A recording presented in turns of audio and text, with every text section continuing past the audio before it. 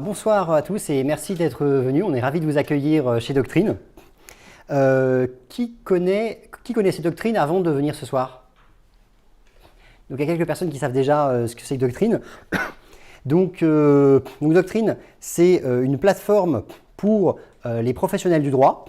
Et donc un de nos produits très connus, c'est le moteur de recherche juridique qui permet de rechercher dans les décisions de justice, dans les commentaires, dans les lois, également dans une base de données d'avocats et d'entreprises. On a aussi des dossiers, des alertes, on a une newsletter personnalisée. Donc c'est tout un ensemble d'outils destinés aux professionnels du droit. Et donc pourquoi, quel est le rapport avec pourquoi Elasticsearch alors Elasticsearch, il faut savoir que c'est une histoire d'amour qui date depuis très très longtemps parce qu'en fait, Doctrine a toujours utilisé Elasticsearch en gros. Donc Doctrine, c'est une boîte qui a 3 ans et demi aujourd'hui. On a commencé la première version bêta, le premier MVP en février 2016. Et donc cette première version en ligne utilisait déjà Elasticsearch. En fait, à l'origine, c'était très très simple. C'était juste une page, juste une barre de recherche comme Google. Et vous tapiez ce que vous vouliez chercher et vous aviez les résultats qui s'affichaient. Il n'y avait aucune autre page. Ça, c'était vraiment la V1 de Doctrine, mais du coup, c'était déjà sur Elasticsearch. À l'époque, on avait évidemment beaucoup moins de documents qu'aujourd'hui, puisqu'on n'avait que de l'ordre de 10 000 documents dans Elasticsearch, c'était tout petit. Aujourd'hui, c'est beaucoup plus gros, l'ensemble des données qu'on a sur Elasticsearch. Donc, on a une dizaine d'index Elasticsearch qui représentent de l'ordre de 50 millions de documents. Et en termes de taille de données, c'est 1 Tera de données primaires. C'est-à-dire que c'est 1 Tera de données uniques, et comme il y a de la réplication, ça fait 2 Tera de données à stocker sur le cluster. Côté Datanodes, on a 12 Datanodes. À chaque fois, c'est des machines, voilà, 8 CPU, 64 Go de RAM, des disques locaux. Donc voilà, c'est pour vous donner un peu une idée de l'ordre de grandeur de ce que représente le cluster Elasticsearch chez Doctrine. Mais donc le sujet de ce soir, c'est le More Like This. Alors More Like This, ce n'est pas la partie la plus connue de l'API Elasticsearch. Donc souvent, sur Elasticsearch, tout le monde connaît Search, Get, les appels classiques comme ça. Mais il y a cette API qui est très intéressante et qu'on utilise en fin de compte depuis assez longtemps. Donc c'est quoi More Like This? Donc More Like This, c'est quelque chose qui vous permet de trouver des documents qui sont similaires à un document de départ ou à un texte de départ. Alors on va détailler les deux cas. Donc le premier use case, c'est vous êtes sur un document de votre index, et là vous voulez trouver d'autres documents qui sont similaires à ce document-là. Donc c'est relativement simple à utiliser. Une façon basique de l'utiliser, c'est cet exemple-là. Donc ici, voilà, j'ai fait vraiment une query toute bête. Donc on spécifie l'index, le type. Là, on demande more like this, les champs sur lesquels on va faire la recherche de similarité. Et ici, on spécifie en fait les ID des documents pour lesquels on cherche des documents similaires. Donc on peut partir d'un document, mais on peut également partir de plusieurs documents. Et include égale false, ça veut dire que vous ne voulez pas dans les résultats les documents de départ. Et donc typiquement, le use case, ça va être proposer des documents similaires à un document ou plusieurs. Et donc je peux vous montrer un endroit où sur Doctrine, on l'utilise. Donc vous voyez ici, on est sur une décision de justice. Alors là, il s'agit de dommages causés par un animal. Et la personne qui a été victime du dommage a porté plainte contre le propriétaire de l'animal. Et donc ici, on a proposé des décisions qui sont similaires. Alors vous avez ici donc, des décisions sur les mêmes thèmes et en dessous, vous avez d'autres décisions sur ces thèmes-là. Elles sont choisies un peu différemment, mais dans les deux cas, ça utilise l'API More Like This. Et donc dans les deux cas, l'input ici, c'est en fait l'ID de ce document-là. Et donc l'output, c'est un ensemble de résultats, comme des résultats d'une recherche finalement. C'est des résultats de recherche comme dans l'API Search classique, mais qui du coup sont similaires aux documents d'origine en fait.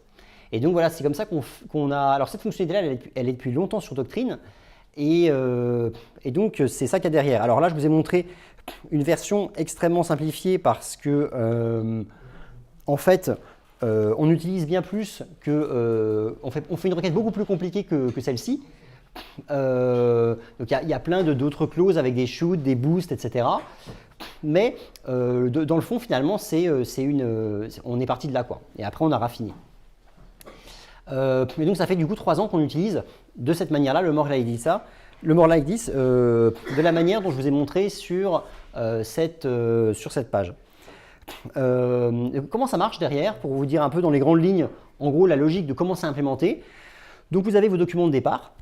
Là, en fait, ce que Elasticsearch va faire, c'est qu'il va extraire les termes les plus significatifs du document, donc au sens du TF-IDF. C'est-à-dire que ce n'est pas juste les mots les plus fréquents du document, c'est les mots les plus fréquents, mais en prenant en compte leur rareté dans l'ensemble du corpus. Donc ça, c'est un truc très classique pour ceux qui connaissent, qui s'appelle le TF-IDF. Et donc, évidemment, ça veut dire que les mots qui sortent là, ce n'est pas et, le, là, etc. C'est les mots qui sont fréquents dans le document, mais qui sont rares de manière générale. Donc, c'est des mots qui sont très spécifiques du document, on espère qu'ils décrivent bien le document. Et donc ensuite, ce que fait Elasticsearch derrière, c'est qu'il va en fait chercher ces mots-là. Donc finalement, comme un search classique, en les cherchant en mode ou, c'est-à-dire qu'il n'est pas obligatoire que tous les termes soient présents dans les résultats, mais évidemment, plus il y a de termes qui sont présents dans les résultats, plus le résultat sera ranké de manière élevée. Et donc, ça vous donne vos documents en sortie. Il y a deux paramètres assez intéressants sur lesquels vous pouvez jouer dans cette API. C'est min-term-frec. Alors, min-term-frec, c'est la fréquence minimale avec laquelle les mots qui sont choisis ici doivent apparaître dans le document initial. Donc, ça veut dire que vous ne voulez par exemple pas prendre des termes qui sont… Par défaut, c'est 2. Donc, il faut que les termes qui sont là apparaissent au moins 2 fois dans le document. Et on peut très bien le faire descendre à 1 si vous voulez avoir plus de termes ici ou si c'est difficile de trouver des termes. Et après, il y a le nombre de termes qui sont utilisés. Et donc ici, la valeur par défaut, c'est 25. Donc, Elasticsearch va chercher à extraire 25 termes. Donc, si ici vous mettez le défaut à 1, en gros, vous allez avoir 25 termes à tous les coups. Et c'est ces 25 termes-là qui vont être cherchés ensuite dans les documents en output. Donc, en gros, c'est un trade-off entre la pertinence et la rapidité. Parce qu'en fait, plus vous allez mettre un nombre de termes important, plus vous pouvez gagner de pertinence, mais plus ça va être long à rechercher. Et donc, du coup, c'est un trade-off qu'il faut choisir. Et donc, c'est selon vos données, selon votre use case, que là, ça va complètement dépendre. Dans un cas, l'optimum, ça peut tout aussi bien être 100 que 12, 15, etc. Ou alors, vous pouvez garder la valeur par défaut. Et donc, parce que si vous prenez si c'est trop petit, vous allez toujours faire les mêmes recommandations pour tous les documents parce que vous allez tomber sur les mêmes choses. Et si c'est trop grand, ça va en pâtir en termes de performance, quoi. Et comme nous, on veut que ça s'affiche quand même relativement rapidement, quand la page s'affiche, il faut que ça s'affiche maximum quelques secondes après le départ du chargement de la page. Donc, on ne peut pas se permettre que ça mette plus que quelques secondes. Et donc, il y a une deuxième manière d'utiliser le More Like This, c'est de partir d'un texte, en fait. Donc, un use case type, ça peut être un paragraphe, et vous voulez chercher des documents qui sont similaires à ce paragraphe-là. Et donc, je peux vous montrer, donc on va revenir sur cet exemple-là. Donc, ici, on avait vu tout à l'heure, donc en fait, quand on a des décisions qui sont similaires à celle-ci, en fait, alors, il y a des décisions qui vont être similaires, vous voyez, vous avez des mots-clés ici, parce que si on les ouvre toutes, ça va être un peu long de regarder de quoi ça parle, mais vous voyez ici, ça parle de présomption de responsabilité, ce qui est en rapport avec le document parce qu'il y a une présomption de responsabilité pour les dommages causés par un animal. Ici, vous voyez que ici, ça va parler de chevaux, donc là, le thème commun, c'est les animaux, enfin un des thèmes communs, et ici, vous voyez, ça parle à nouveau de chevaux, donc là, on est encore dans la thématique des animaux. Et vous voyez que les documents, ils peuvent être similaires pour différentes raisons, soit parce que la notion juridique de présomption de responsabilité est présente, soit parce que ça parle des animaux. Et donc là, ce qui du coup devient possible, alors ce qui est possible pour l'utilisateur, ça va être de faire une recherche sur un paragraphe donné. Donc là, un exemple, donc, vous voyez ici, alors là par exemple, on propose à l'utilisateur on lui dit que ce paragraphe est potentiellement intéressant, et là, on va lui proposer de voir des décisions similaires. Et donc là, en fait, ce que va faire Doctrine, c'est qu'on va rechercher des décisions qui sont similaires au paragraphe qui a été sélectionné et en même temps en partie au document. Alors, dans la forme la plus simple, on pourrait juste prendre comme input le paragraphe sélectionné et faire la recherche. Donc là, c'est une suggestion qu'on donne à l'utilisateur, mais en fait, l'utilisateur peut très bien sélectionner lui-même ce qu'il souhaite chercher. Donc là, il peut sélectionner un autre paragraphe et là, on va lui calculer des résultats qui sont similaires. Alors là, il n'y a aucun résultat sur l'exemple que j'ai pris là, parce que j'ai pris un paragraphe qui n'était probablement pas très pertinent. Et donc, si j'ouvre les résultats qui sont proposés sur cette partie-là, qui est proposée, Au passage, si c'est proposé, c'est parce que c'est quelque chose qui a tendance à intéresser beaucoup les juristes, donc on fait des suggestions de choses qui peuvent être intéressantes à chercher. Alors, ce n'est pas le bon exemple que j'ai pris. Ah, j'ai cliqué 2 fois sur le même, c'est ça? Ah oui, pardon, voilà, c'est celui-là que je voulais vous montrer. Voilà, et donc par exemple ici, voilà, on parle de la responsabilité illiquide, faute imputable au propriétaire de l'animal, et donc là vous allez avoir des documents qui sont similaires en termes de vocabulaire en fait, avec le paragraphe qui est sélectionné. Donc vous voyez ici ça parle de dommages, animal, propriétaire, et là partout on va aller parler des animaux. Et donc là, du coup, ça permet à l'utilisateur de Doctrine de trouver des documents qui sont similaires, mais sur une partie spécifique qui l'intéresse de la décision, et pas juste similaire d'une manière ou d'une autre. Ici, ça va être similaire sur le fait que ça traite des dommages causés par les animaux. Et donc là, comment ça marche dans Elasticsearch? Eh bien ici, en fait, on utilise donc l'API more like this toujours, sauf qu'au lieu de spécifier des ID, on va spécifier du texte libre. Donc en fait, dans le paramètre like ici, tout à l'heure, on avait spécifié ici des objets avec les ID, mais à la place, vous pouvez spécifier une chaîne, et là, ça va du coup faire la même chose.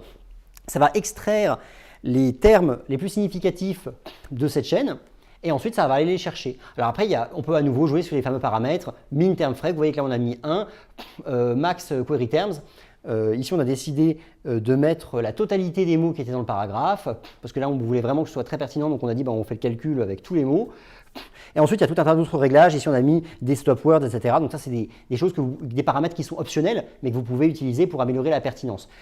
Ici, je vous montre une partie de la query qui est vraiment la partie more like this. Après, on peut utiliser des should derrière si on veut mettre des bonus pour divers cas. Là, je vous ai montré le cœur de la query, mais après, il y a tout un tas de bonus, et donc la query est beaucoup plus longue au final. Mais ça, c'est vraiment l'appel, c'est vraiment celui-là, le principal. Et vous pouvez aussi faire un mélange des deux. C'est-à-dire que vous pouvez à la fois spécifier des documents auxquels il faut être similaire et un texte auquel il faut être similaire. Et en fait, nous, on mélange également les deux. On va aussi faire intervenir la similarité avec le document d'origine dans la query. Donc, on peut mélanger les deux. Et donc, ça, c'est un use case qui est plus récent. Ça fait 1 an qu'on a ça. Donc, on a introduit cette fonctionnalité, du coup, dans le produit. Les choses à retenir sur ce sujet, c'est que c'est très simple d'utiliser cette API, en fait. Si vous voulez faire un test, en 3-4 lignes, vous pouvez déjà commencer à jouer avec, en fait. L'input peut être du texte libre, une liste de documents avec leurs ID ou un mélange des deux. C'est très personnalisable parce que vous pouvez ajouter autant de clauses should que vous voulez avec des bonus, des boosts, etc. Exactement comme dans l'API classique Search. Et au final, les résultats, ça ressemble très fortement à un search parce qu'en fait, l'output, il a le même format que quand vous faites une recherche avec l'API Search. Et vous pouvez utiliser également le highlighting. Donc, il y a vraiment toutes les features de la recherche. Vous avez vu tout à l'heure sur le produit Doctrine, on highlighté. Donc, ça, c'est l'highlighting qui est fait par Elasticsearch. Et donc, ça fonctionne tout pareil comme un search. Et enfin, les paramètres les plus intéressants, c'est les fameux min et max sur les nombres de termes. Et là, c'est un trade-off qui est à vous de choisir selon à quel point vous voulez favoriser la pertinence versus la rapidité de la recherche. Merci à vous. Est-ce que vous avez des questions ?